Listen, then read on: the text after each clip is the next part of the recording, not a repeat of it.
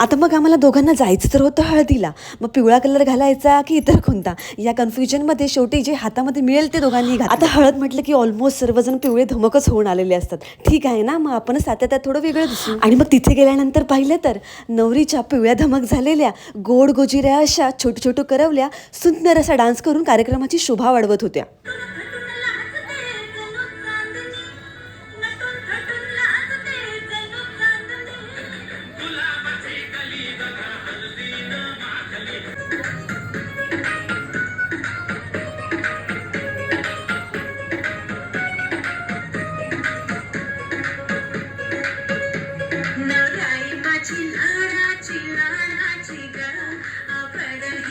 आता मग मम्मा एकटीला घसरगुंडीवर जाऊन देत नाही, म्हणून आमची क्यूटशी अशी आर्या फुग्यासारखी फुगून बसली होती. ती कोणाशीही काहीच बोलत नव्हती. त्यानंतर मग नवरी आणि तिच्या सर्व फ्रेंड्सनी हळदीमध्ये खूप छान असा डान्स करून कार्यक्रमाचा उत्साह अजून वाढवला. आता मग हळद आमच्या एरियाजवळच होती, त्यामुळे आमच्या एरियातले सर्वजण हळदीसाठी जमले होते.